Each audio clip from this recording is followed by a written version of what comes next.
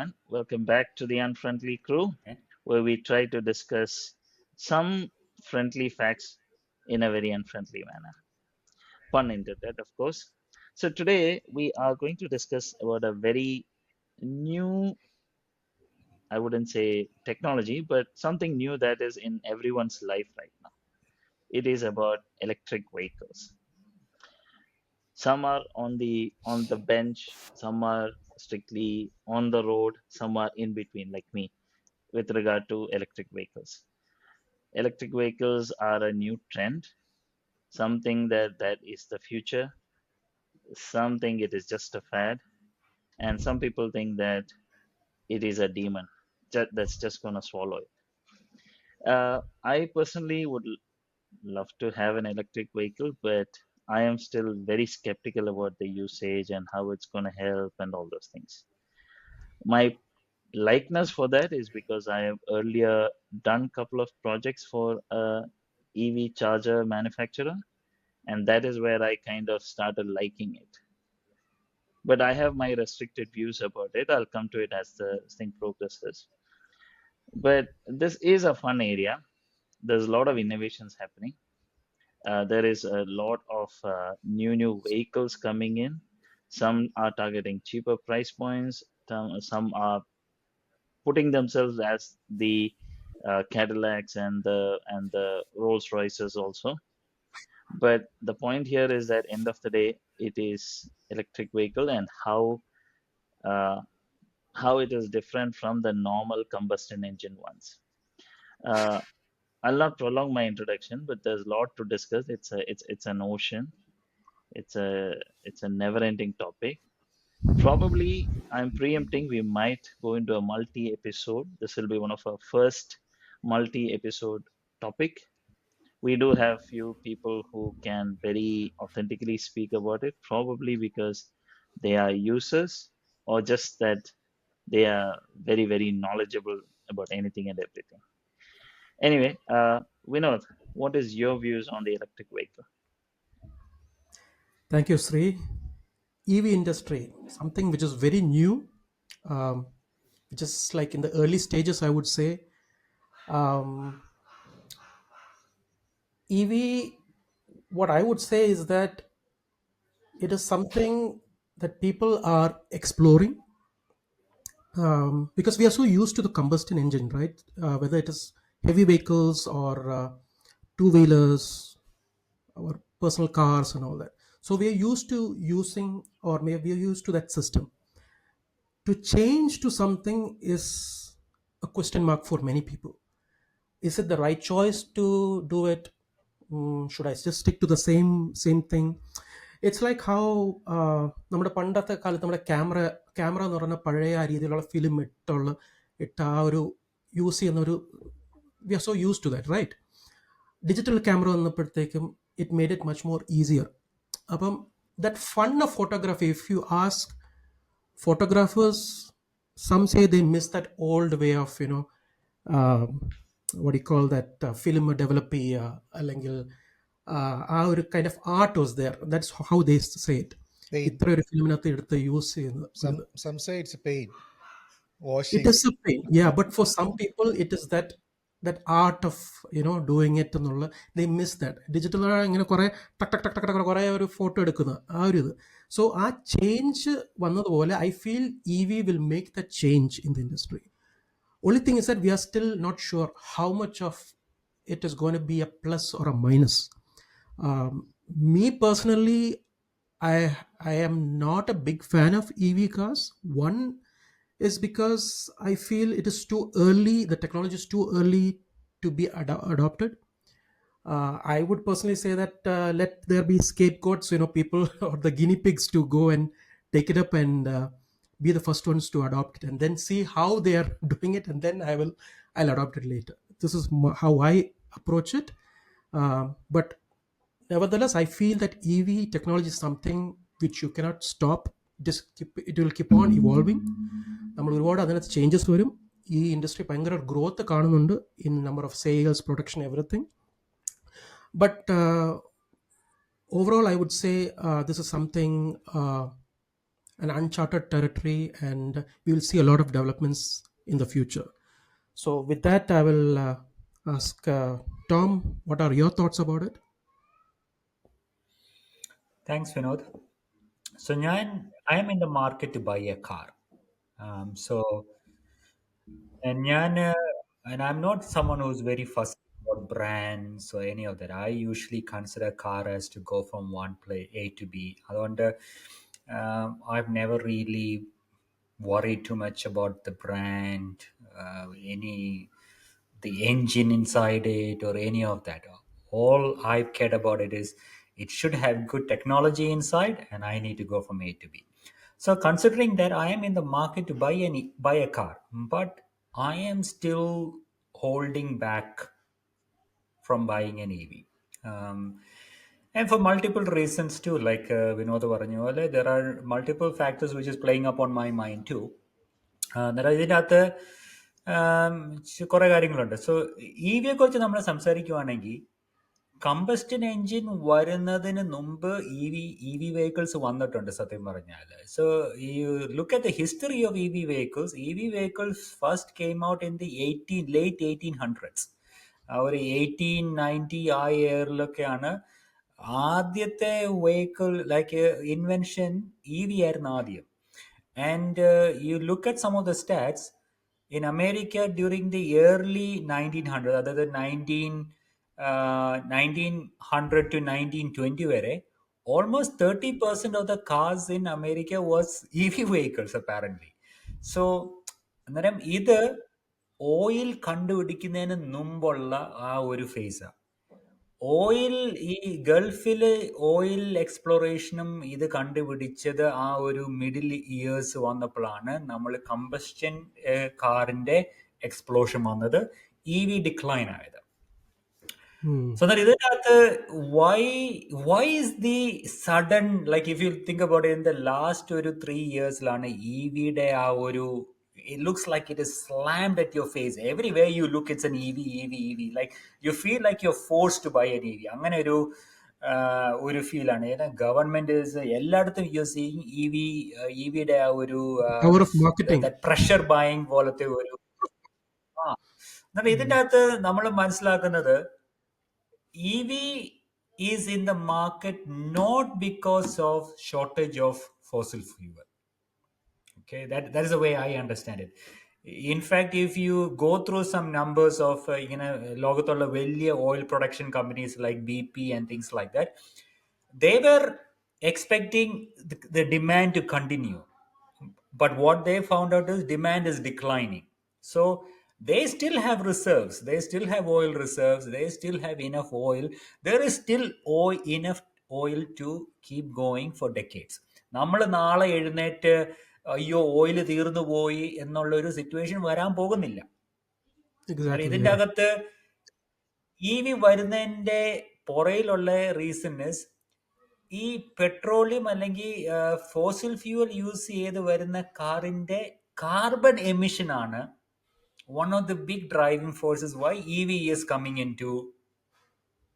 come about as a newer, cleaner energy fuel എന്നുള്ള ഒരു, കാരണം നമ്മുടെ ഇന്ത്യയെ തന്നെ നോക്കുവാണെങ്കിൽ look at states, places like Delhi or Bombay, ഈ കാറിന്റെ എക്സോഷൻ കാരണമുള്ള എയർ ക്വാളിറ്റിയും അത് ഇത് എല്ലാം is driving people to think about we need a change. Something has to change in order to, we don't want to live with bad air quality. So obviously electric vehicles is the cleaner, because one of the biggest reason for the bad air quality is this emissions from the car, this combustion cars. And then adine counter attack cheyana you want EVs. So that is where I see is the EV is trending in. Andaram, is EV the future? Yes, EV is the future, because I think that it is, even though we are going through a phase of uncertainty, EV is absolutely the future. പക്ഷെ നമ്മൾ എല്ലാവരും അത് at what phases do we adopt our own change is the question mark here. So like I said, I'm on the fence. So let's continue this conversation so we all kind of get an idea of where do we all stand. So Arun, your thoughts? ഇപ്പൊ Tom അവിടെ fossil ഫ്യൂവലിനെ പറ്റി പറഞ്ഞു. അപ്പം ഞാൻ നോക്കുമ്പോൾ ഈ പല നമ്മുടെ ഡെവലപ്പിംഗ് കൺട്രീസിലുള്ളവരും EV അഡോപ്ഷൻ ചെയ്യുന്നതിൻ്റെ ഒരു മെയിൻ റീസൺ ഈ കാർബൺ എമിഷൻ എന്നുള്ളതല്ല. ഐ മീൻ ലേമാനെ സംബന്ധിച്ചിടത്തോളം it's the cost. For example നമ്മുടെ ഫോസിൽ ഫ്യൂവലിൻ്റെ കോസ്റ്റിനെക്കാളും ചീപ്പറായിട്ട് they can commute on a day to day their ലൈഫിൽ. അപ്പം they have to spend 100 rupees for a liter of petrol in India. അപ്പം if they buy a EV scooter, they can commute in maybe 10 rupees. That's a big saving for them. So that is driving one of the markets in India. പിന്നെ ഈ ഇതിനകത്ത് കോർപ്പറേറ്റ്സിന് ഒരു ഗോളുണ്ട്. Because they want to make money. So നമ്മുടെ petrol car, diesel car, that segment is all done. So they want to invent something new so that they can add new customer base and they can bring their stock value വേറൊരു ലെവലിലേക്ക് അവർക്ക് എത്തിക്കാൻ പറ്റും EV വഴി. So that's a commercial interest. പിന്നെ commercial ഇൻട്രസ്റ്റിനെ drive ചെയ്യാൻ വേണ്ടി ദേ ആർ അഡോപ്റ്റിംഗ് നമ്മുടെ കാർബൺ എമിഷൻസ്, അതൊക്കെ അതിൻ്റെ ഒരു ഫാക്ടറായിട്ട് they are pushing it. Also the fossil ഫ്യൂവലിൻ്റെ റൺ ഔട്ട് ചെയ്യുമെന്നുള്ള ഒരു fear people are creating that will run out in maybe a few years, so we have to go to new energy sources. So that's also driving the EV market. So കുറേ commercial interest ഉണ്ട് ഇതിനകത്ത്. Also ലേമാനെ നോക്കുമ്പോൾ they have laymanന്റെ സൈഡിൽ നോക്കുമ്പോൾ they have benefits. They have saving lot of money. So ഞാൻ ചോദിക്കാൻ വന്ന question, എന്താണ് majority of the EV manufacturers are Chinese? That's a good question. Why is that? Why they Why are the going so most- fast, right?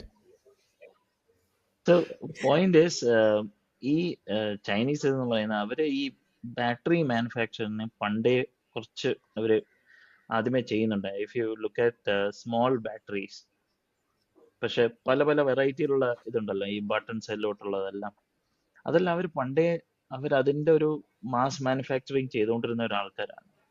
അപ്പൊ അവിടെ technology അവർ അതിൻ്റെത് പല രീതിയിൽ use ചെയ്യാൻ തുടങ്ങിയതോടുകൂടി ഈ BYD എന്ന് പറയുന്ന ബ്രാൻഡില്ലേ, അതിന്റെ ബാറ്ററിയുടെ യുണീക്നെസ് എന്താ പറയുക, ബ്ലേഡ് ടെക്നോളജി എന്നാണ് അവർ പറയുന്നത്. സംഭവം വളരെ സ്ലീക്ക് ആയിട്ടാണ് അടുക്കി വെച്ചിട്ടുള്ള ഒരു ടൈപ്പ് ഓഫ് ബാറ്ററി പാക്ക് ആണ്. ആൻഡ് ദി അഡ്വാൻറ്റേജസ് അത് ഹീറ്റപ്പ് ആവത്തില്ല.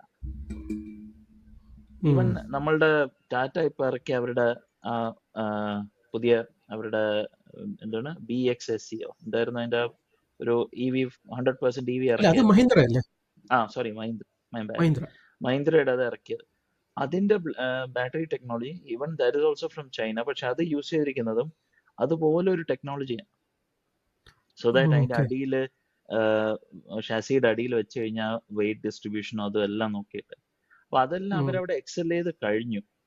വേറൊരു രാജ്യത്ത് ഇതുപോലൊരു സാധനം പോയി അത് ഉണ്ടാക്കി കണ്ടുപിടിച്ച് മേ ബി റിസർച്ച് വല്ലതും നടന്നിട്ടുണ്ടാവാം, പക്ഷെ ഒരു മാനുഫാക്ചറിങ്, ഒരു ബൾക്ക് മാനുഫാക്ചറിങ്ങിന്റെ സ്കിൽ അവരുടെ ആക്കി കഴിഞ്ഞു.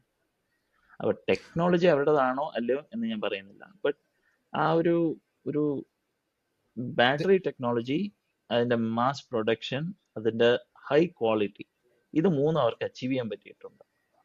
പക്ഷെ എന്റെ ഒരു പോയിന്റ്, ഞാൻ ആ ഒരു ക്വസ്റ്റ്യൻ ഒരു ഫോളോ അപ്പ് ക്വസ്റ്റ്യൻ ചോദിക്കുന്നത്, നമ്മൾ ഇപ്പോഴത്തെ ഒരു കറന്റ് ഔട്ട്ലുക്ക് നോക്കുവാണെങ്കിൽ, do we think EV cars are going fast, people are accepting it, although do we think it is not going as we expected it to go? Where do we people stand with that? People are accepting. ഇല്ല, എന്റെ ഒരു feeling അത് ഇപ്പോഴും ഒരു fad പോലെയാണെന്നാണ്. എനിക്കൊരു Tesla ഉണ്ട്, അതായത് എന്റെ ഉപ്പായ്ക്ക് ഒരു ആന ഉണ്ട് എന്ന് പറയുന്ന പോലെ ഒരു ഫീലിംഗ് ആണ് ഇപ്പൊ എനിക്കൊരു ടെസ്ല ഉണ്ട് എന്ന് പറയുന്നത്.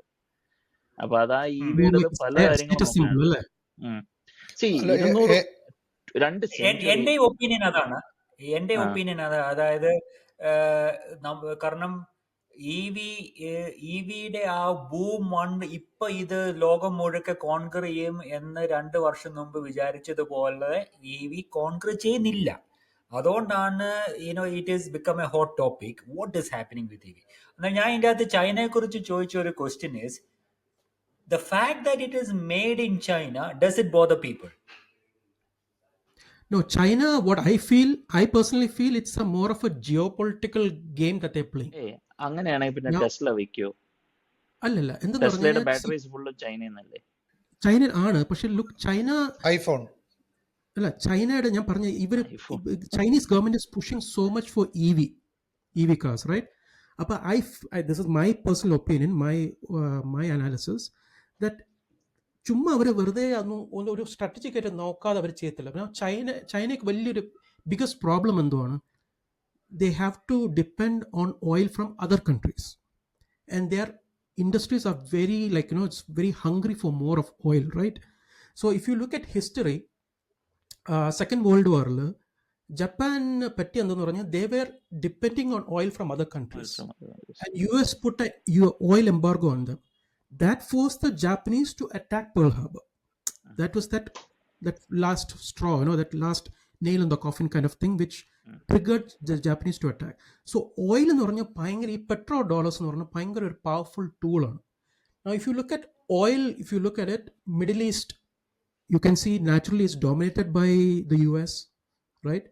And other oil reserves are where in Russia, and then it's also in the US. US has also one of the largest reserves, and a lot in Africa as well. ഇവിടെ എല്ലാം US-ന് dominance ഉണ്ട്.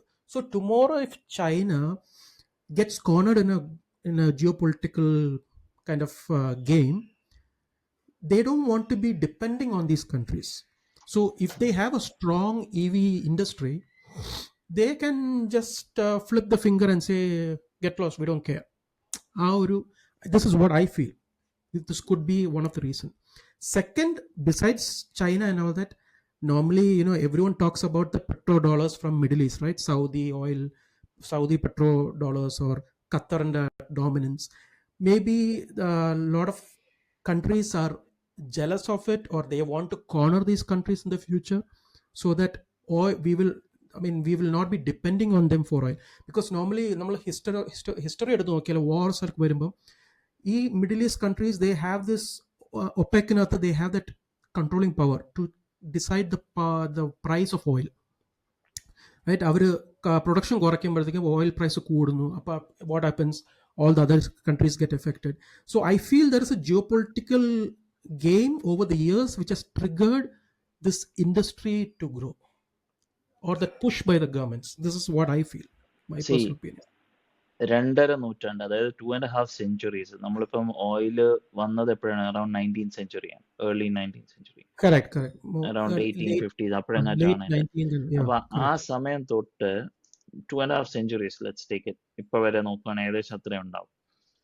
അതിന്റെ ഇടയിൽ ഈ ലോബിയിങ്ങും car എന്തൂസിയാസവും പിന്നെ Correct. General manufacturing ഔട്ട്പ്ലേയും എല്ലാം കൂടെ നോക്കുമ്പോൾ ഈ കാര്യം, ഒരു കമ്പസ്റ്റൻ എൻജിൻ എന്ന് പറയുമ്പോൾ ജസ്റ്റ് ഒരു കാർ മാനുഫാക്ചറിങ് അല്ല, അതിന്റെ ആൻസിലറി, അതായത് മെറ്റൽ ഇൻഡസ്ട്രി തൊട്ട് ഓയിൽ പ്രൊഡക്ഷൻ തൊട്ട് ഓയിൽ റിഫൈനിങ് തൊട്ട് ഈവൻ സർവീസിങ്ങും അതിന്റെ റബ്ബർ പ്രോഡക്ട്സ് ആയാലും അതിന്റെ ലെതർ പ്രോഡക്ട്സ് ആയാലും, there's a lot of ancillary things to one combustion thing, അല്ലെ? അതിപ്പം കാർ ആയാലും ട്രക്ക് ആയാലും അല്ലെങ്കിൽ അങ്ങനെ എന്തുള്ള ഓട്ടോമോട്ടീവ് മാനുഫാക്ചറിങ് ആയാലും.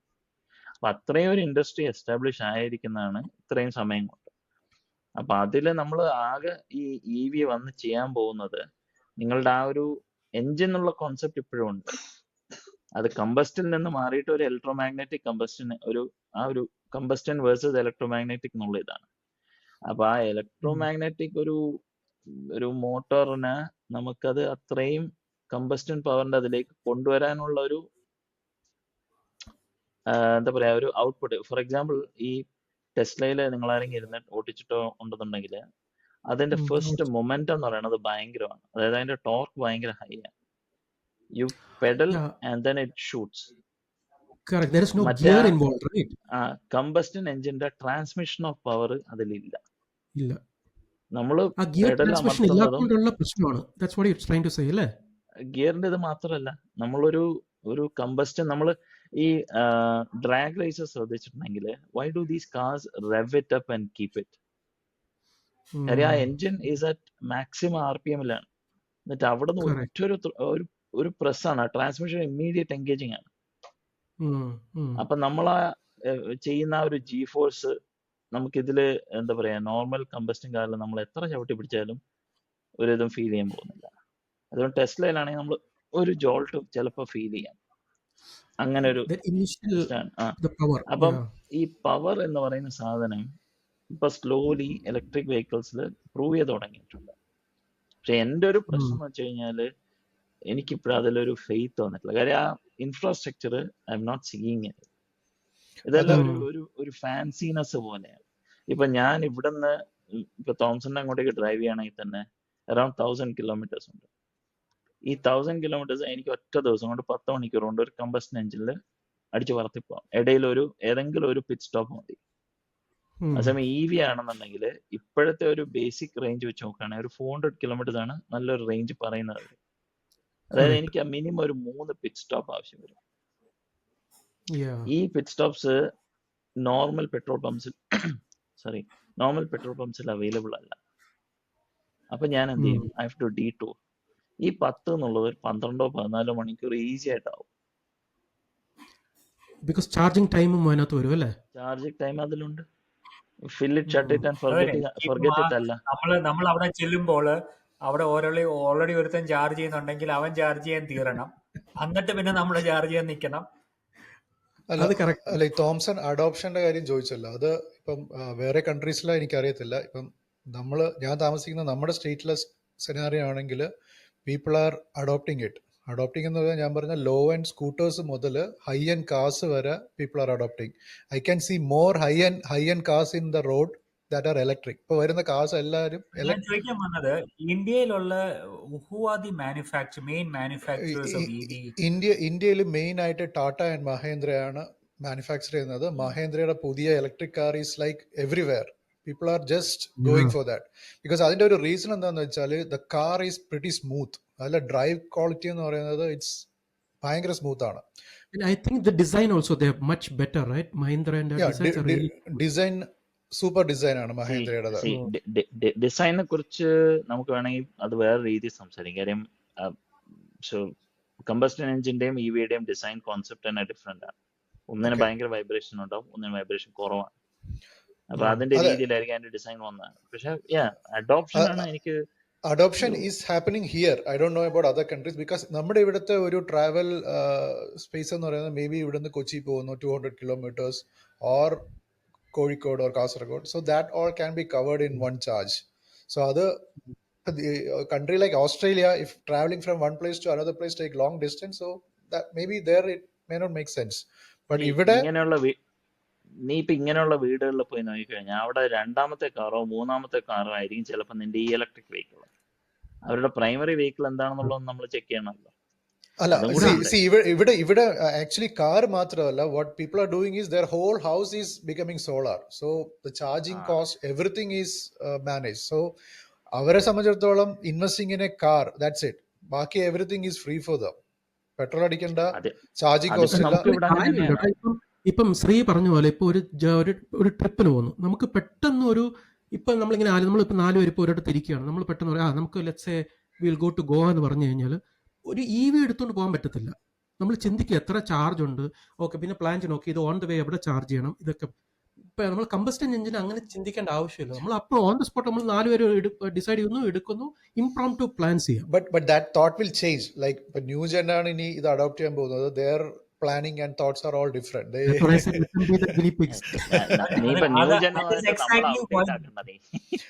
അല്ല ഞാൻ പറഞ്ഞത്, അവര് അത് അഡോപ്റ്റ് ചെയ്തോളൂ. Because for us we have seen this combustion engine and we are driving that, so that നമ്മുടെ തോട്ട്സിൽ ഇങ്ങനത്തെ തോട്ട്സ് ഒക്കെ ഉണ്ട്, അവരുടെ മൈൻഡിൽ ഈ തോട്ട്സ് ഒന്നും ഇല്ല.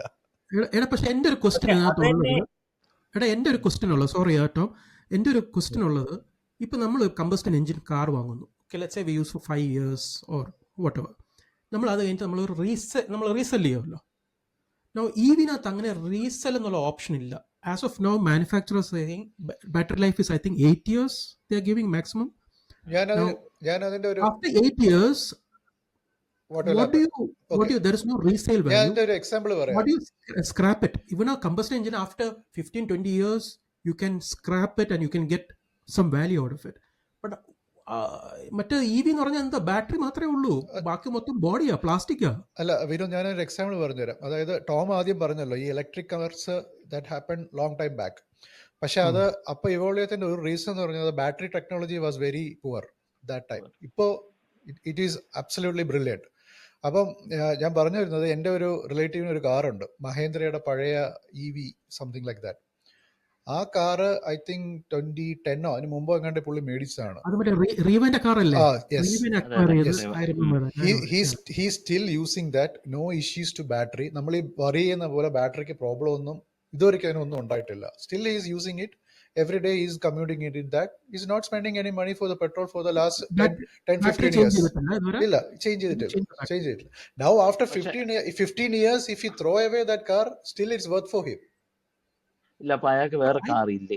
ഈ റേവ മാത്രമേ ഉള്ളൂ? ഇത് മാത്രമേ ഉള്ളൂ. ഇവിടെ റേവ ഒരു ക്യൂട്ട് 2-seater ടോയ് കാർ പോലെ ഇരിക്കും. അല്ല ആ കാറല്ല, അല്ല ആ ക്യൂട്ട് കാറല്ല, ഇത് വേറൊരു മോഡലുണ്ട് അതിന്റെ. അത് മഹീന്ദ്ര വാങ്ങിച്ചിട്ട് പിന്നെ അപ്പോ ഇപ്പൊ ഇറങ്ങുന്ന നമ്മുടെ ടാറ്റയുടെ കാറും മഹേന്ദ്ര കാറൊക്കെ that battery I believe that it will go more than what they are guarantee. അപ്പൊ അവര് ഗ്യാരണ്ടി തന്നെ, ഐ തിങ്ക് മഹേന്ദ്രയുടെ latest car they give life time warranty for the battery. So there is no worry about the battery.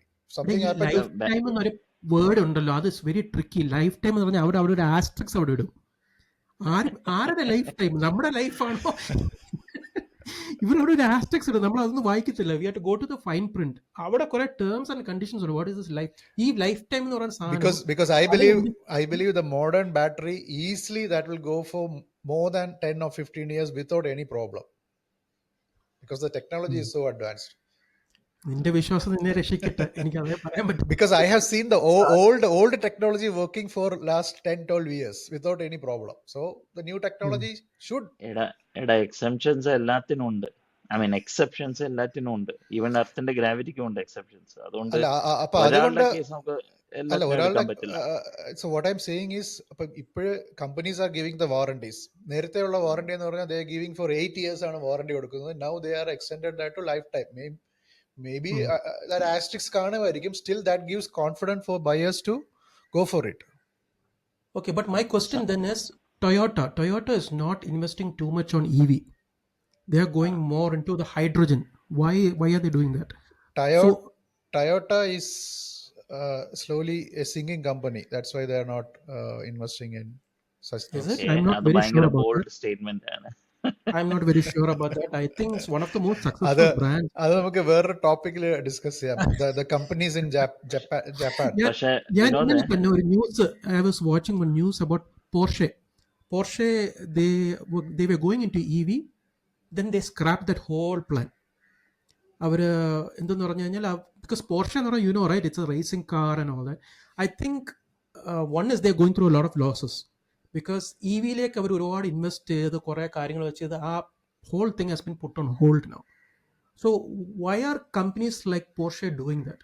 Loss is one thing, but there could be some other strategic plan into it, right? Or maybe their brand, they don't want it to become electric. They want that gear stick maati, or engine, or because they are not selling to the masses. These electric cars are for the masses. Correct. So, but my point, what I'm trying to say is that now നമ്മൾ റോഡിൽ കാണുന്ന cars എന്ന് പറയുന്നത്, it is not something, I don't know, കൂടുതലും ഒരു common man use ചെയ്യുന്ന ഒരു, ഞാനിപ്പോൾ കാണുന്ന നമ്മുടെ ഇപ്പൊ ബാംഗ്ലൂരിലെ സെനാറിയോ കണ്ടു കഴിഞ്ഞാൽ കൂടുതലും 2-wheelers ആണ് സെല് ചെയ്യുന്നത്. 2-wheelers are selling like hot cakes compared to cars. വിനോദേ, സോറി, അവിടെ ഡിസ്റ്റർബ് ചെയ്യാൻ ഞാൻ സ്റ്റോപ്പ് ചെയ്യാം. ഒരു സിറ്റിയുടെ ഒരു വെഹിക്കുലർ യൂസേജ് ഉണ്ടല്ലോ, അതും ഒരു ഇതും തമ്മിൽ എന്താ പറയാ, ഒരു വെഹിക്കിളിന്റെ ഇത് നമ്മൾ കമ്പയർ ചെയ്യരുത്. Bangalore is a very congested city. അവിടെ എല്ലാവർക്കും ആവശ്യം 2-wheeler ആണ്. പിന്നെ അതിന് പുറമെ 2-wheeler which you don't need to change gear, hold the clutch or anything, ഭയങ്കര അവിടെ പണ്ട് കൈനറ്റിക് ഹോണ്ട ഭയങ്കര ഹിറ്റായ ഒരു സംഭവമാണ്. ഓക്കെ, അപ്പൊ അത് വെച്ച് നോക്കുമ്പോ ഒരു ഇലക്ട്രിക് കൂടി ആകുമ്പോ എൻ്റെ പോയിന്റ് ഞാൻ ഹൈജാക്ക് ചെയ്യല്ല. പോയിന്റ് ഈസ് ഇലക്ട്രിക് വെഹിക്കിളിന് 1-2 അഡ്വാൻറ്റേജ് നമ്മൾ സമ്മതിച്ചേ പറ്റും. ഒന്ന്, അത് എന്താ പറയാ, അതിന്റെ റണ്ണിങ് കോസ്റ്റ് കമ്പാരിറ്റീവ്ലി കുറവാണ്, എസ്പെഷ്യലി സോളാർ ഉള്ള വീടുകളിൽ. കാര്യം ഒരു കമ്പസ്റ്റൻ സർവീസ് ചെയ്യാൻ കൊടുക്കുകയാണെങ്കിൽ സോളാറുള്ള വീടുകൾ എത്ര ഉണ്ട്? 10 times saving. സോളാർ പെനിട്രേഷൻ എത്രമാത്രമായി for homes? That is another question. അങ്ങനെയുള്ള വീടുകളിലാണ് കൂടുതൽ EV അഡോപ്റ്റേഷനും ഉള്ളത്. കാര്യം ആൾക്കാരുടെ മെന്റാലിറ്റി അതായി കഴിഞ്ഞു. That I can store power in my house എന്നുള്ള ഒരു കോൺസെപ്റ്റ് വന്നു കഴിഞ്ഞു. പെട്രോൾ വാങ്ങിച്ച് വീട്ടിൽ വയ്ക്കാൻ പറ്റില്ലല്ലോ, പോലീസ് പിടിച്ചകത്താക്കും. ഐ മീൻ ചിലയിടങ്ങളിലാക്കുമായിരിക്കും, എനിക്കറിയില്ല. ബട്ട് ആ റണ്ണിങ് കോസ്റ്റ് കമ്പാരിറ്റീവ്ലി കുറവാണ്. ഒന്ന്, ഈ കമ്പസ്റ്റൻ എഞ്ചിനും അതിന്റെ വൈബ്രേഷനും കാരണമുള്ള തേയ്മാനം വളരെ കുറവാണ്. Wear and tear comparatively EV കുറവാണ്. ടയർ റൊട്ടേറ്റ് ചെയ്യേണ്ടി വരും, fair enough. Battery once in a while ഒരു ചെക്കപ്പ് ചെയ്യേണ്ടി വരും, ഒരു ഹെൽത്ത് ചെക്കപ്പ് എന്നുള്ള രീതിയിൽ. അത് ഡയഗ്നോസ്റ്റിക്സ് ഉണ്ട്, അത് ചെക്ക് ചെയ്യേണ്ടി വരും. പിന്നെ കൂടി പോയത് എയർ ഫിൽറ്റർ, വേറൊരു ഓയിൽ ചേഞ്ച് ഇല്ല, ഓയിൽ ഫിൽറ്റർ ഇല്ല, എഞ്ചിന്റെ ഇതില്ല. പിന്നെ കാസ്കറ്റിന്റെ റിങ് 20,000 കിലോമീറ്റർ ഓടിക്കഴിഞ്ഞാലും 30,000 കിലോമീറ്റർ ഓടിക്കഴിഞ്ഞാൽ എന്റെ കാസ്കറ്റ് ചെക്ക് ചെയ്യാനൊക്കെ പറയും.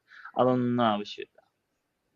അപ്പൊ ആ ഒരു ഇത് I have to give it to EV, that ഒരു ജനറൽ റണ്ണിങ് കോസ്റ്റ് കുറച്ച് കുറവാണ്. പക്ഷെ ദ പോയിന്റ് ഈസ് അതിന്റെ യൂസബിലിറ്റി, അഡാപ്റ്റബിലിറ്റി, പിന്നെ ഇൻഫ്രാസ്ട്രക്ചർ. എനിക്ക് ഏറ്റവും കൂടുതൽ ഇത് ഇൻഫ്രാസ്ട്രക്ചറാണ്. കാര്യം ഒരു സാധനം ഒരു ഫോൺ കുത്തി വെച്ച് കഴിഞ്ഞാൽ ഇപ്പൊ ലേറ്റസ്റ്റ് എന്താ 125, എന്റെ ഫോണിന് 125 വാട്ടാണ് അതിന്റെ ഇത് ചാർജിങ്. ഇത് എന്നുവെച്ചാൽ കുത്തി കഴിഞ്ഞാൽ അരമണിക്കൂർ ഫുൾ ഫാസ്റ്റ് ചാർജിങ് വെച്ച്. പക്ഷെ എന്നാലും അരമണിക്കൂറാണ്. അപ്പൊ ആ ഒരു ഇതിലേക്കാണ് ഇപ്പൊ സംഭവം പോയിക്കൊണ്ടിരിക്കുന്നത്. അപ്പൊ EVക്ക് അതുപോലെ ഇപ്പൊ ഞാൻ നിങ്ങൾക്ക് ആ വീഡിയോ ഷെയർ ചെയ്യാം. ചൈനയിലോ അവിടെ എവിടെ മാറ്റാം, നീ നേരത്തെ പറഞ്ഞ അതേ പോയിന്റ്, ഇലക്ട്രിക് ടാക്സി ഉണ്ട്. ഓക്കെ, ഇലക്ട്രിക് ടാക്സി അവര് റീചാർജ് ചെയ്യുന്നില്ല. ഒരു കാർ വാഷ് പോലെ ഒരു സ്ഥലത്ത് കൂടെ കയറി ചെല്ലുന്നു, അടിയിലൂടെ പോയിട്ട് ആ ബാറ്ററി അടിയിൽ നിന്ന് തന്നെ അങ്ങ് മാറ്റുന്നു, എന്നിട്ട് വേറൊരു ഫുൾ ബാറ്ററി പാക്ക് അടിയിലോട്ട് അപ്ലോഡ് ആവുന്നു, and they drive away. It's a matter of 5 minutes. അപ്പൊ അങ്ങനെയൊക്കെയുള്ള ഒരു ഇൻഫ്രാസ്ട്രക്ചർ വന്നു കഴിഞ്ഞാലാണ് we can think about these things, where all I need to do is ഒരു ബാറ്ററി പാക്ക് ഞാൻ ചേഞ്ച് ചെയ്യുന്നു, അതിന് ഞാൻ മേ ബി ഒരു ഓസ്ട്രേലിയൻ കണക്കിൽ നോക്കുകയാണെങ്കിൽ ഒരു $100 ഞാൻ പേ ചെയ്യുന്നു. ആ $100 it runs for like n number of kilometers or something like that. Correct. ഈ swapping of batteries. അത് പറഞ്ഞാൽ 5 മിനിറ്റ് ആണ് കാര്യം. എനിക്ക് തോന്നുന്നു ഇത് ബാംഗ്ലൂരോ എവിടെയോ ഒരിടത്ത് ആൾക്കാർ തുടങ്ങിയിരുന്നു ഓട്ടോറിക്ഷയ്ക്ക് വേണ്ടിയിട്ട്. പുതിയ ബാറ്ററി എടുത്താണ് എനിക്കൊന്ന് ഓട്ടോറിക്ഷയ്ക്ക് എവിടെ വെച്ചാണ്. അപ്പൊ ഇങ്ങനെയുള്ള ഇൻഫ്രാസ്ട്രക്ചർ ഇതൊരു ഫാൻസി അല്ലെങ്കിൽ ഒരു ഫാബായിട്ട് കണ്ടിന്യൂ ചെയ്യരുത്. ഇത് ഫുൾ ഗവൺമെന്റ് സപ്പോർട്ടോടുകൂടി, ഫുൾ ഇൻഫ്രാസ്ട്രക്ചറൽ ഡെവലപ്മെന്റോടുകൂടി അങ്ങോട്ട് ചെയ്യണം. ഇപ്പം സ്കാൻഡിനേവിയൻ കൺട്രീസ്, ഇപ്പം ഫിൻലാൻഡ്, നോർവേ എന്നൊക്കെയുള്ള ഈ ചില പോയിന്റില് ഇലക്ട്രിക് ബസ്സസ് ആണ് കേട്ടോ. അവര് ബസ് സ്റ്റാൻഡിലേക്ക് കയറി ചെല്ലുമ്പോൾ ആൾക്കാർ കയറാനും ഇറങ്ങാനും ഒരു 1-2 മിനിറ്റ് ഉണ്ട്. ആ സമയം കൊണ്ട് മേളിൽ ഒരു ആന്റിന കയറി ചെന്ന് ഇലക്ട്രിക് ഇതിൽ ടച്ച് ചെയ്തിട്ട് ചാർജിങ്. അപ്പൊ അവർ ആ ഒരു 1 കിലോമീറ്റർ ഓടാനുള്ളത് ആ ഒരു ബസ് സ്റ്റാൻഡിൽ നിന്നിട്ട് ആ ഒരു 2 മിനിറ്റ് കൊണ്ട് അവര് അത്രയും എനർജി അവർ പുള്ളിയാണ്. അതേപോലെ തന്നെ അതിൽ റീജനറേറ്റീവ് പവറും ഉണ്ടാവും. ഈവൻ ചാർജിങ് റോഡ്സ് ഒക്കെ ഉണ്ട് അവിടെ, അതുവഴി ഡ്രൈവ് ചെയ്യുമ്പോൾ ദാറ്റ് ഗെറ്റ് ചാർജ്ഡ്. സോ അതുണ്ട്, പക്ഷെ അത് ഇറ്റ്സ് വെരി എക്സ്പെൻസീവ്. അതൊക്കെ ഒരു ലോങ് ഇതിൽ എത്രത്തോളം ഇതാവും എന്നുള്ളത് എനിക്കറിയില്ല. അതും കണ്ടക്റ്റീവ് ടെക്നോളജിയാണ്, അതിൽ ലോസ് ഓഫ് എനർജി ഉണ്ട്. അപ്പൊ അതൊക്കെ ഒരുപാട് കാര്യങ്ങളുണ്ട്. But still it is a technology that has been tested. പക്ഷെ എൻ്റെ ഒരു കാര്യം, എൻ്റെ ഒരു കൺസേൺ ഉള്ളത്, now okay, battery is doing good and everything. Now after the life of the battery, how is the disposal? That is a big issue going to be for the environment, right? Especially in India, as of now, government has no particular policy. This is my knowledge, correct me if I'm wrong, but as of now what they're doing is batteries are at the landfills liduvanu. So how much of that is going to be a problem on the long run? And lithium batteries are very highly explosive kind of thing. What can Are we saying this cannot be reused or recycled? As Reused, of now, I don't know about that.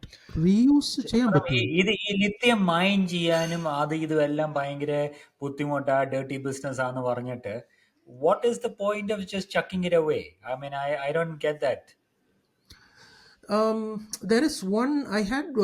Let me just tell you this. There is one particular industry which uses ഈ used നമ്മുടെ ഇപ്പോൾ battery എന്ന് പറയുന്നുണ്ടല്ലോ. ഇപ്പോൾ നമുക്ക് ബാറ്ററിക്ക് ഒരു life ഉണ്ടല്ലോ. ഇപ്പോൾ നമ്മൾ സാധാരണ ഇപ്പോൾ നമ്മുടെ എന്താ പറയുക ക്ലോക്കിൽ യൂസ് ചെയ്യുന്ന ബാറ്ററി, അതിനൊരു പർട്ടിക്കുലർ അതിന് ഒരു പവർ കഴിയുമ്പോഴത്തേക്കും നമ്മൾ ഒന്നേ അത് എടുത്തിട്ട് വേണമെങ്കിൽ നമുക്ക് നമ്മുടെ ടി വിയുടെ റിമോട്ടിൽ യൂസ് ചെയ്യാം. ബിക്കോസ് അതിനധികം പവർ വേണ്ട, ലാസ്റ്റ് ജ്യൂസസ് എടുക്കാൻ പറ്റും. സോ അതുപോലെ ഒരു industry is there in certain countries where they use അതിന് പറയുന്ന ഒരു word, if I'm not mistaken, it's that second use batteries. They don't need much of power, maximum എടുക്കാൻ പറ്റും. പക്ഷേ I don't know there is anything like rechargeable. The only way to do is you have to dispose it. So that is going to be an environmental problem unless all the governments come with a solution. Because ഈ ഇപ്പോൾ UN ഒക്കെ പറഞ്ഞ് നമ്മളിപ്പോൾ ഈ പറയുന്ന Yeah, that seems like a very hazardous kind of a counterproductive. Exactly. ഇപ്പോൾ UN പോലും പറഞ്ഞിരിക്കുന്ന UN ഇട്ടിരിക്കുന്ന SDG ഗോൾസ് ഉണ്ട്. അപ്പം സസ്റ്റൈനബിൾ കോൾ ഡെവലപ്മെന്റ് ഗോൾസ് എന്ന് പറഞ്ഞു. അപ്പോൾ ഓരോ കൺട്രീസിന് ടാർഗറ്റ് കൊടുത്തിട്ടുണ്ട്. You have to reduce your coal all this usage of coal and everything and move to renewable energies. So ഇത് നമ്മൾ തോംസൺ പറഞ്ഞത് ആക്ച്വലി മറ്റേ ബ്ലഡ് മണി പോലത്തെ ഒരു ഇൻഡസ്ട്രി ഉണ്ട്. ഇത് ഈ ലിത്തിയം നമ്മൾ എക്സ്ട്രാക്ട് ചെയ്ത് എടുക്കുന്നതിന്. അപ്പം ആക്ച്വലി ബാറ്ററീസിൽ യൂസ് ചെയ്യുന്നത് ഒരു കൊബാൾട്ട് എന്ന് പറഞ്ഞ ഒരു മെറ്റീരിയൽ ആണ്. അപ്പം ഇപ്പം ഇവർ ചെയ്യുന്നതെന്ന് വെച്ചാൽ they are moving away from that. They are moving into lithium iron phosphate. അവിടെ ഈ കൊബാൾട്ടോ നിക്കലോ അതൊന്നും ആവശ്യമില്ല. നമ്മുടെ ടെസ്ല, BYD ഇവരൊക്കെ they are moving towards that technology. So once that technology comes, നമ്മൾ ഈ പറയുന്ന പോലെ ബ്ലഡ് മണി എന്നുള്ള ആ ഒരു ഫാക്ടർ അവിടെ നിന്ന് പോകും. And also talking about the recycling in a vendi, new companies are coming up and they will be processing old batteries and recycling in a better way, safer way for the environment. So anganathe initiatives okke it's already started. Pinne pazhaya used batteries ne they have plans to convert that to നമ്മുടെ ഹോംസിലെ ലൈറ്റിങ്ങിന് വേണ്ടി use ചെയ്യാനും അങ്ങനെയൊക്കെ use ചെയ്യാനും രീതിയിൽ they are planning to use older batteries. So I mean the whole industry is now working towards to make things better, maybe a EV world for future generation. see, So a couple of questions, like even I am in the market to buy a car, like let's just talk about. So നമ്മളിപ്പോൾ ഒരു സാധാരണ ഇപ്പോഴത്തെ ഒരു Mahendra Scorpio എടുക്കുക, നാട്ടിൽ Mahendra Scorpio, നമ്മൾ സാധാരണ combustion എഞ്ചിന്റെ മഹേന്ദ്ര സ്കോർപിയോ ഇന്ന് മേടിച്ചാൽ when does it, how many years before it becomes zero value? ഇന്ന് ഇവിടെ ആരും സ്കോർപിയോ മേടിക്കുന്നതായിട്ട് ഞാൻ കാണുന്നില്ല. When if Scorpio what? I mean EV. if any Scorpio പറഞ്ഞാൽ ഞാൻ പണ്ട് ജീവിച്ച കാലത്ത് അതെ അതായത് ഇന്ന് മഹേന്ദ്ര കാർ മേടിക്കാൻ പോകുന്ന ഒരു first they are planning or thinking to buy a Mahindra EV. They are not thinking about buying a Mahindra petrol vehicle. No, I think you're missing the point. So my question is, ഇന്ന് നമ്മൾ ഒരു combustion engine car brand new മേടിച്ചാൽ, say I paid, just I'm going to use some round figures of say 10 lakhs. When does it become 0 rupees? Is it 15 years? So ഞാൻ 5 വർഷം കഴിഞ്ഞു എനിക്ക് if it's depreciating at like in general public's mind there is a natural ഒരു standard depreciation rate ഉണ്ട്. Okay, അന്നേരം ഇത്ര വർഷം കഴിഞ്ഞാൽ എനിക്ക് ഈ വില കിട്ടും എന്നുള്ള ഒരു തോട്ട് പ്രോസസ് ഉണ്ട്. ഞാൻ ഇത്രയും വില അപ്ഫ്രണ്ട് കൊടുത്തു, എന്നിട്ട് ഞാൻ ഒരു 5 വർഷം യൂസ് ചെയ്ത് കഴിഞ്ഞാൽ എനിക്ക് ഒരു ഇത്രയും വാല്യൂ കിട്ടും എന്നുള്ളൊരു തോട്ട് പ്രോസസ്. കാരണം ഹരി പറയുന്നത് from 10 lakh to 0 is 15 years. 15 years കഴിയുമ്പോൾ you will get a scrap value. Any car. സ്ക്രാപ്പും കിട്ടും. ഓക്കെ, യു അറ്റ്ലീസ്റ്റ് ഗെറ്റ് ചിലപ്പോൾ ഒരു 10,000 രൂപ കിട്ടുമായിരിക്കും. Okay, comparing that to EV, ഇന്നൊരു EV മേടിച്ചാൽ will it hold its value? Will that vehicle hold its value for 15 years? 15 years കഴിയുമ്പോൾ what you can do is just replace the battery and use it for another 15 years. Oh okay. ഒരു minute. Okay. Okay, ഒരു രണ്ട് കാര്യങ്ങൾ ഞാൻ back trace ചെയ്തിട്ട് ഈ പോയിന്റിലേക്ക് വരാം. ഓക്കെ, ഒന്ന് നമ്മൾ ആദ്യം സംസാരിച്ചത് ഈ ലിത്യമിന്റെ ഇതിന്റെ കാര്യം. എനിക്ക് അവിടെ പോലുള്ള ഒരു പ്രശ്നം വെച്ച് കഴിഞ്ഞാൽ ലിത്യം ഇറ്റ്സ് മീൻ ഇപ്പൊ ഓസ്ട്രേലിയ എന്ന് പറയുന്നത് it's one of the biggest lithium deposits in the world ആണ്. പക്ഷെ അത് എക്സ്ട്രാക്ട് ചെയ്യാനും അത് ആ ഒരു ഫോമിൽ എത്തിക്കാനും it's an extremely expensive and dirty bay. കാര്യം നമ്മളുടെ എന്താ പറയാ നോർമൽ സ്റ്റോണിലൊക്കെയാണ് അതുള്ളത്. അപ്പൊ അതെല്ലാം ഇങ്ങനെ എന്തോ അരച്ച് കളിക്കാൻ അതിന്റെ പ്രോസസ് ഒന്നും എനിക്കറിയില്ല. But it is A dirty business എന്നുള്ളതാണ്. അപ്പൊ അതിൽ പൊല്യൂഷൻ ഉണ്ട്. അപ്പൊ ഇല്ലെന്നൊന്നും ഞാൻ പറയുന്നില്ല. ഓക്കെ, ഹരി, അതില് പൊല്യൂഷൻ ഉണ്ട്, അതിൽ വാട്ടർ കൺസംഷൻ കൂടുതലാണ്. But what I M saying is the latest technology they are moving away from that, so that in future you don't need to do all those processes, so that will go away in future. അല്ല I think that is a headache for the Gen Z to solve, right? Like our last podcast that we ജെൻസി, mentioned. അതെ, അത് ജെൻസി അല്ല, gen ആൽഫയ്ക്ക് ചിലപ്പോ പോകും. അവർക്ക് പോകും. അല്ല, എന്നിട്ട് അതൊന്ന്. രണ്ട്, ലിത്യമിന്റെ റീസൈക്കിളബിലിറ്റി ഉണ്ട്, ഇല്ലെന്ന് പറയുന്നില്ല. പക്ഷെ അതും it's A similar expensive process. അപ്പൊ ഇതെല്ലാം ടെക്നോളജി ഡെവലപ്പ് ആയിട്ട് അതിന് വേണ്ടിയിട്ടുള്ള കാര്യങ്ങൾ എന്ത് കാര്യം ചെയ്താലും അതിനൊരു സൈഡ് എഫക്റ്റ് ഉണ്ട്, ഇല്ലെന്ന് പറയാൻ പറ്റില്ല. അപ്പൊ അതിന്റെ ഒരു എഫക്റ്റ് കുറയ്ക്കുക എന്നുള്ളതേ ഉള്ളൂ. ഇപ്പൊ ഇലക്ട്രിക് വെഹിക്കിൾസ് മറ്റേ ഇതിന്റെ ഗ്രീൻ ഹൗസ് എമിഷൻസ് അതെല്ലാം കുറച്ച് ഭയങ്കര ഇതാക്കുന്നുണ്ടെന്നുണ്ടെങ്കിൽ അതിന്റെ ഓപ്പോസിറ്റ് സൈഡിൽ സോളാർ പാനൽസ് ഉണ്ട്. അതിന്റെ റീസൈക്കിളബിലിറ്റി നില്ലാണ് ബേസിക്കലി. അത് ഗ്ലാസും അതിന്റെ ഇടയിലുള്ള ഫില്ലിങ്സും ആണ് അതിന്റെ സോളാർ പാനലിന്റെ ഇലക്ട്രിസിറ്റി ഉണ്ടാക്കാൻ വേണ്ടി യൂസ് ചെയ്യുന്നത്. അപ്പൊ അതൊരു സൈഡ്. പിന്നെ അതിനു വേണ്ടി സ്റ്റോറേജിന് വേണ്ടിയുള്ള ബാറ്ററീസ്, കാറിനകത്തുള്ള ബാറ്ററീസ്. അപ്പൊ ഇതെല്ലാം റീസൈക്കിളബിലിറ്റിയുടെ ഒരു പോയിന്റിലേക്കാണ് നമ്മൾ വരുന്നത്. പിന്നെ ഈ വലിയ കാറിന്റെ ബാറ്ററീസ് ഒരു ലോജിക് അനുസരിച്ച്, കോമൺ സെൻസ് അനുസരിച്ച് ഞാൻ പറയാണ്, അത് നമുക്ക് ഒരു വഴിയിൽ കളയാൻ പറ്റില്ല.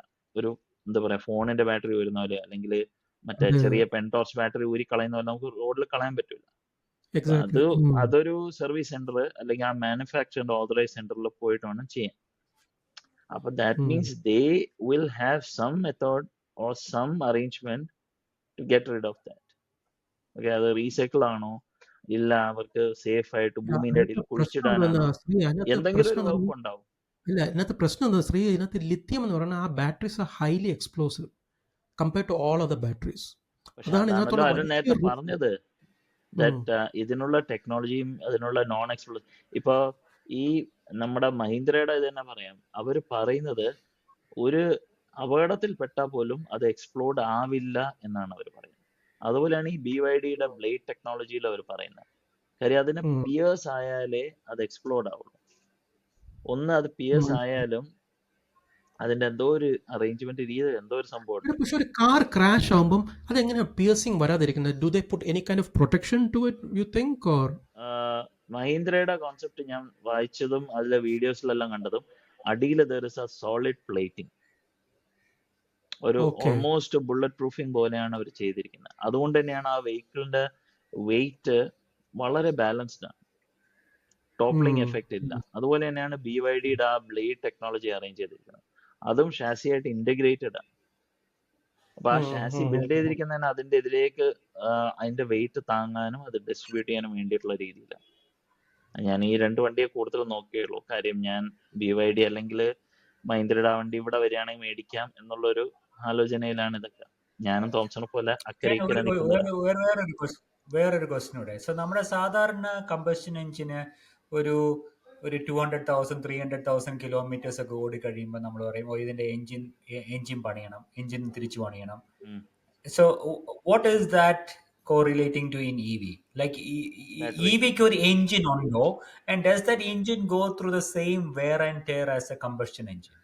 ഉണ്ടാവും. കാര്യം അതും ഒരു മെക്കാനിക്കൽ ഇതല്ലേ, അതിന്റെ ഇലക്ട്രോമാഗ്നറ്റിക് മോട്ടറിന്റെ ഇത് എന്തായാലും ഒരു തേയ്മാനം വരും അതിന്. പക്ഷെ മറ്റേതിലൊക്കെ പോയി നമ്മൾ എഞ്ചിൻ പണിയുന്ന പോലുള്ള പണിയൊന്നും ഇവിടെ കാണത്തില്ല. I don't think so. Even expertise അതിനുള്ള ടെക്നീഷ്യൻസ് കുറവുണ്ട്. ഇപ്പം ഐ ഹാവ് സം എക്സാമ്പിൾസ്. നമ്മൾ ട്രിവാൻഡ്രത്ത് തന്നെ ഉള്ള പലരും ഈ ടാറ്റയുടെ വണ്ടി ഇലക്ട്രിക് വാങ്ങിച്ചവർ പലരും പറഞ്ഞിട്ടുള്ള ആ റിപ്പയറിന് അവർ അല്ലെങ്കിൽ സർവീസിന് കൊടുക്കുമ്പോഴത്തേക്കും അതിലിപ്പോൾ 1 or 2 3 months, അത് എല്ലാവർക്കും നല്ല പറയാം, ചിലവർക്ക് പറ്റുന്നുണ്ട്. അതെന്തെന്ന് പറഞ്ഞു കഴിഞ്ഞാൽ ആ technician has to come from Bangalore to come and fix it. അപ്പം ഈ the pool of expertise to handle this servicing and repairs are very lesser compared to the other industry. So എനിക്ക് തോന്നുന്നു ഇതെല്ലാം ഇപ്പൊ ശ്രീ പറഞ്ഞ പോയിന്റിൽ ഇതെല്ലാം ഇംപ്രൂവ് ചെയ്ത് വരണം. The number of technicians, infrastructure the develop infrastructure, everything has to get better. So that's, I'm still sticking to my point. Let the guinea pigs buy everything and let them go through all trouble until it reaches a level, and then I'll buy it. അല്ല നമ്മളായിരിക്കും guinea pics കേട്ടോ. അല്ല പക്ഷെ വിനോദ് ഞാനൊരു കാര്യം പറയട്ടെ. ഞാൻ ഒരു കാര്യം പറഞ്ഞോട്ടെ അരുണെ, ഒരു മിനിറ്റ്. അല്ല ഇനി പറ. അല്ല ഈ വിനോദ് പറഞ്ഞ ഗിനിപിക് തോട്ടില്ലേ, എനിക്കിതുണ്ടായിരുന്നു may be 10 years back. I also thought that it's not matured and it's not time, but right now I feel that it's the right time, because right time എന്ന് പറയാൻ ഇപ്പോൾ കുറച്ച് കൺസ്ട്രെയിൻസ് ഉണ്ട്. If you are okay to manage that constraint you can go for it. But technology will keeps changing. ഇപ്പൊ battery ടെക്നോളജിനെ നമ്മൾ ഇപ്പൊ കാണുന്നതായിരിക്കത്തില്ല. അടുത്ത maybe 1 or 2 years it will change. Some liquid batteries are coming, lightweight batteries are coming, batteries that can go above 1000 kilometers. It's all there. It's all research is going on there. But ഇതൊക്കെ എപ്പോ commercially launch ആവുമെന്ന് we never know. Maybe it will take another 5 years or another 10 years, but it will come. അപ്പം ഇപ്പോ companies invest ചെയ്തേക്കുന്ന ഈ ഒരു ടെക്നോളജിയിലാണ്, ബാറ്ററിയിൽ. So that will be there for maybe another, I don't know how many years. So after that പുതിയ packs ഇങ്ങനെ വന്നോണ്ടിരിക്കും. ഞാൻ എൻ്റെ ഒരു ചെറിയ തോട്ട് പ്രോസസ്, പ്രോബ്ലി ഇത് തോംസണ് ഹെൽപ്ഫുൾ ആവും if he is planning to buy. Thomson, നീ എൻ്റെ പുതിയ വണ്ടി കണ്ടതല്ലേ?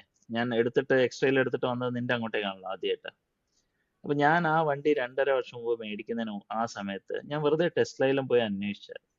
ഓക്കെ, അപ്പൊ അവരുടെ നോർമൽ 350 കിലോമീറ്റർ റേഞ്ചും പിന്നെ ഒരു ആഡഡ് ബാറ്ററി പാക്ക് എന്നുള്ള രീതിയിൽ ഒരു എനിക്കൊന്ന് 650 or 700 വരെ അവർ പറയുന്നുള്ള ഒരു 2 റേഞ്ച് വണ്ടികളുണ്ടായിരുന്നു. അതിന്റെ പ്രൈസ് അതുപോലെ വ്യത്യാസമുണ്ട്. അത് കഴിഞ്ഞ് ഞാൻ എക്സ്ട്രയിലിന്റെ ഇത് അന്വേഷിച്ചുകൊണ്ടിരുന്നപ്പോഴാണ് Nissan was coming out with another option. ഇത് US കോമഡി ആയിട്ട് ടെസ്ലയിൽ ചെയ്തിരുന്ന കാര്യമാണ്. അതായത് അവര് ടെസ്ലയുടെ ഡിക്കിയില് ഒരു ഹോണ്ടയുടെ നമ്മുടെ എന്താ പറയാ, കറണ്ട് പോയി കഴിഞ്ഞാൽ വയ്ക്കുന്ന സാധനം, അല്ലല്ല മറ്റേ കറണ്ട് പോയാല് മോട്ടോർ വയ്ക്കൂലേ, ജനറേറ്റർ. ലിറ്ററലി ജനറേറ്റർ അതിനകത്ത് വെച്ചിട്ട് അത് ഓൺ ചെയ്തിട്ട്, അപ്പൊ ടെസ്ലയിൽ ഒരാൾ ഇതൊരു കോമഡിയിൽ കണ്ടതാണ്, ഞാൻ ഒരു മീമിൽ കണ്ടതാണ്. ഈ ടെസ്ലക്കാരൻ പെട്രോൾ പമ്പിൽ വന്നേക്കും, എന്തിനാന്ന് ചോദിച്ചു. അയാള് വെയിറ്റ് എന്ന് പറഞ്ഞിട്ട് ബാക്കിൽ പോയി ബൂട്ട് ഓപ്പൺ ചെയ്തിട്ട് ജനറേറ്റർ തോന്നു I need petrol for this എന്ന്. ഓക്കെ, അപ്പം ആ കോൺസെപ്റ്റില് ഓക്കെ അത് നമ്മൾ ചിരിച്ചു കളഞ്ഞ, എനിക്കൊന്നും തമാശ. പക്ഷെ ആ കോൺസെപ്റ്റ് തന്നെ നിസാൻ യൂസ് ചെയ്തിരിക്കുക. ഒരു 1500cc ജനറേറ്റർ ആ എഞ്ചിന്റെ സ്പേസിൽ കൊണ്ടുവച്ചിട്ട് ഒരു ട്വിൻ മോട്ടോർ വിത്ത് ബാറ്ററി അണ്ടർനീത്ത്.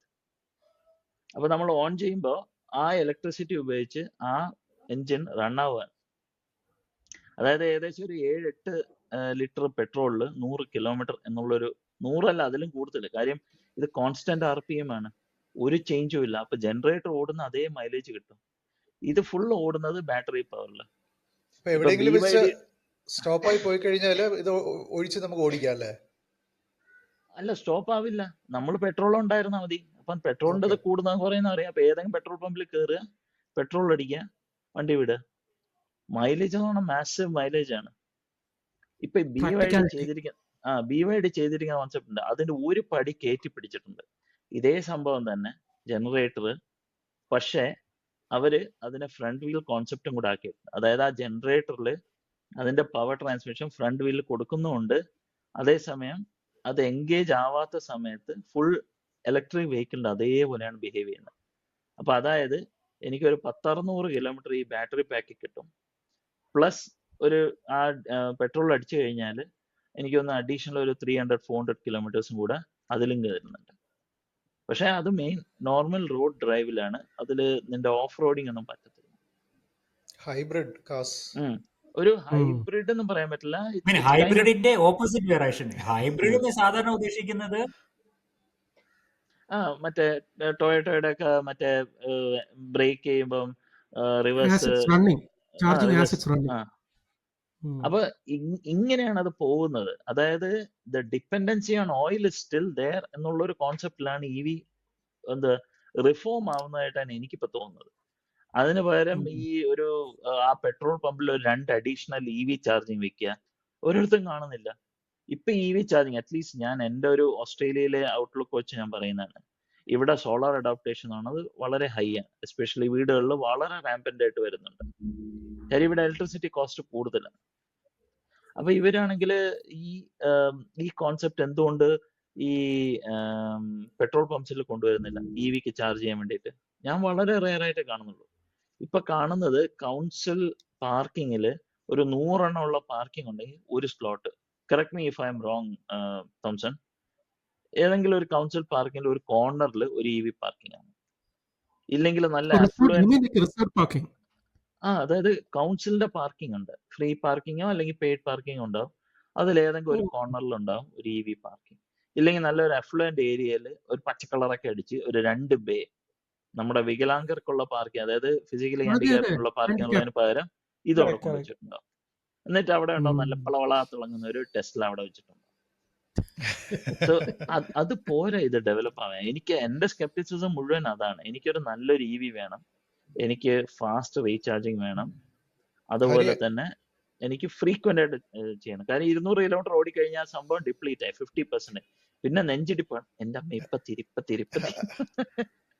ഹരി, അത് എനിക്ക് തോന്നുന്നത് ഗവൺമെന്റ് അങ്ങനെ ഒത്തിരി വൈഡായിട്ട് അത് ഇൻവെസ്റ്റ് ചെയ്യാത്തതിന്റെ ഒരു റീസൺ എന്ന് പറഞ്ഞാൽ മേ ബി ഇൻ ഫ്യൂച്ചർ അതിനൊന്നും ആവശ്യം വരത്തില്ല. Because the battery charge itself will be more than enough for you to drive the entire country. അപ്പം ഇപ്പോഴേ കുറെ ഇൻഫ്രാസ്ട്രക്ചർ എല്ലായിടത്തും സെറ്റ് ചെയ്ത് വെച്ച് അവസാനം മേ ബി 1 or 2 years കഴിയുമ്പോൾ അതെല്ലാം ഒബ്സലേറ്റ് ആയി പോകും. ഇപ്പൊ everybody is doing is what they are doing in there home. Okay, അപ്പൊ നീ പറയുന്നത് ഓയിൽ എക്കോണമി മുഴുവൻ അപ്പൊ എത്ര പെട്രോൾ പമ്പ് ഉള്ളത് ഇവിടെ? അതെല്ലാം 100% ഒബ്സലീറ്റ് ആവില്ല അങ്ങനെയാണെങ്കിൽ? അതെല്ലാം സ്ലോ ഇവല്യൂഷൻ ആണ്. ബട്ട് അത് സ്ലോലി വിൽ ഹാപ്പൻ. ബട്ട് അത് എപ്പോ നടക്കുമെന്ന് നമുക്ക് പറയാൻ പറ്റത്തില്ല. അതിനകത്ത് കുറെ ഫാക്ടേഴ്സ് ഉണ്ട്. ബ്രേക്ക് ത്രൂസ് വരണം, കോസ്റ്റ് താഴോട്ട് വരണം. പിന്നെ ഈ EV നമ്മൾ മേടിക്കണോ വേണ്ടേ എന്നുള്ള ഡിസിഷൻ ഇപ്പൊ എന്റെ പോയിന്റ് ഓഫ് വ്യൂല് ഞാൻ തിങ്ക് ചെയ്യുന്നതെന്ന് വെച്ചാൽ, if every day if I have may be 100 or 200 kilometers of travel every day, it's worth to buy an EV vehicle.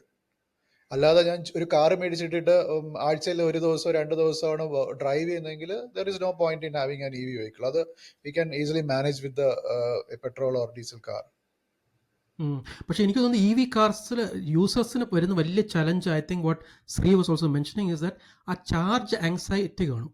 വണ്ടി ഓടിക്കുമ്പോൾ നമ്മൾ ഇപ്പം തീരുവോ ആ ഒരു ആങ്സൈറ്റി അത് ഓവർകം ചെയ്യാൻ ഇത്തിരി. പക്ഷെ അതിന്റെ ആൻസർ കിട്ടണമെങ്കിൽ we have to bring some real EV users and they will say how they manage this correct. I think within our friend circle we have somebody ഇത് ഒരു നടക്കി പോകുന്ന ടോപ്പിക് അല്ല, ആർക്കെങ്കിലും വന്ന് നമ്മുടെ അടുത്ത് ഒന്ന് സംസാരിക്കുന്ന വെൽക്കം.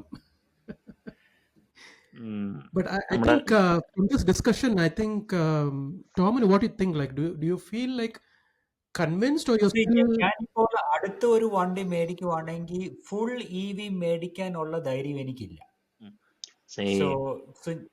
സോ എനിക്ക് കാരണം എൻ്റെ ഇപ്പോൾ ഉള്ള വണ്ടി ഈസ് കമ്മിങ് അപ്പ് 5 വർഷം കഴിഞ്ഞു. Usually every 5 years we change ആക്കാം. അന്നേരം സോ എൻ്റെ നെക്സ്റ്റ് ഞങ്ങൾ പോയി 2-3 ഷോറൂമിൽ 2-3 കാറൊക്കെ ഉണ്ട്. പക്ഷെ എൻ്റെ മനസ്സ് ഇപ്പോഴും എനിക്ക് ഫുൾ EV പോകാനുള്ള ധൈര്യം ഇല്ല.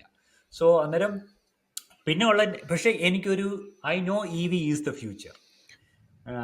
അന്നേരം ഒരു ഹൈബ്രിഡ് പോകാനാണ്. കാരണം ദർ ഇസ് ലൈക്ക് ശ്രീ പറഞ്ഞോളുള്ള മറ്റുള്ള ഫാക്ടേഴ്സ്, പെട്രോളിന്റെ വില കൂടുതലാ, കോസ്റ്റ് ഓഫ് ലിവിങ് കൂടുതൽ. അന്നേരം ഒരു ചീപ്പർ ഓപ്ഷൻ വേണം എന്നുള്ളൊരു തോട്ട് പ്രോസസ്സ് ഉണ്ട്. പ്ലഗ് ഇൻ ഹൈബ്രിഡ്, അതായത് ഇപ്പം EVയുടെയും കമ്പസ്റ്റിന്റെ ഇടയ്ക്ക് ഇപ്പൊ 2 ഹൈബ്രിഡ് മോഡൽസ് ഉണ്ടല്ലോ. ഒന്ന് is just hybrid which is brake use ചെയ്തുള്ള റീചാർജിങ്. പിന്നെ മറ്റേ version is called plug in hybrid. Plug in hybrid നമ്മൾ കുത്തി ചാർജ് ചെയ്യുന്ന പോലെ തന്നെ ഇതും ചാർജ് ചെയ്യാം. പക്ഷെ ഇതിൻ്റെ അകത്തെല്ലാം ഞാൻ റേഞ്ച് നോക്കുമ്പോൾ EV battery is only giving you maybe maximum 100 to 150 kilometers more. Bulk of the kilometers is run through the combustion petrol engine. So you will get about 600 to 700 kilometers on the combustion engine and you might get about maybe 200 kilometers on the EV battery. പക്ഷേ എനിക്ക് if EV could give me about 400 or 500 at least on a hybrid model, I would have gone for that. പക്ഷെ അങ്ങനെ ഒരു model മാർക്കറ്റിൽ ഇല്ല. അല്ല അത് മറ്റേ ടെസ്ലയുടെ മറ്റേ ഡബിൾ പാക്കോ അങ്ങനെ എന്തോ ഉള്ളൊരെണ്ണം ഗിവിംഗ് അറൌണ്ട് 600 റേഞ്ച് ഉണ്ട്. പക്ഷെ അപ്പൊ പ്രൈസ് കൊടുക്കണം. അത് ഫുൾ EV അല്ലേ? അത് ഫുൾ EV. ഫുൾ EV ആ. അതെ. But Thompson, every day, how many kilometers you travel? No, there's a thing. That is a very valid question. Why I don't do any traveling daily. Okay. When I travel, I'm doing long distance. Then no EV for you. Exactly. So that is exactly. So it's a very good question. അതായത് ഓസ്ട്രേലിയയില് EV brands are Tesla and BYD. ഇവിടെ മഹീന്ദ്രയും ടാറ്റയും ഒന്നുമില്ല. അന്നേരം okay. So അന്നേരം കാണുന്ന എല്ലാ വണ്ടികളിലും Tesla or BYD. Tesla dominated the first 2 years. അവരുടെ അന്നേരം അവർ കാർ ഇറക്കി ഇപ്പം ബെൻസിന്റെയും BMWയുടെയും വരെയായിരുന്നു. ഓക്കെ. ഭയങ്കര ലക്ഷറി, അയ്യോ ഭയങ്കര ആനക്കാര്യം പോലെ ഇറക്കി. ഇപ്പോൾ ആ വണ്ടികൾക്കെല്ലാം 10% റീസെയിൽ വാല്യൂ ഉള്ളൂ. കാരണം കഴിഞ്ഞ ഒരു 2 വർഷത്തിൽ BYD, സീക്കർ, കൂപ്ര, ഇവിടെ കേൾക്കാനില്ലാത്ത brands. Even Mahindra is there with their new car. മഹേന്ദ്രയുടെ EV ഇല്ല. EV ഇതുവരെ വന്നിട്ടില്ല. പക്ഷെ it is bombarded with EV market. പക്ഷെ ഇതിനകത്ത് വേറൊരു കാര്യം, you will go to EV manufacturers showroom, car park കണക്കിന് EV സ്റ്റോക്ക് പൈൽ ചെയ്ത് കിടക്കുക. ചില ടെസ്ലാസ് തുരുമ്പെടുത്ത് പോവാ. ലൈക്ക് സോ കഴിഞ്ഞ ദിവസം, I don't know if you saw Sreehari, ഏതോ ഒരു അമ്യൂസ്മെന്റ് പാർക്കിന്റെ കാർ പാർക്ക് വേണമെന്നും പറഞ്ഞ് BYD is having a fight.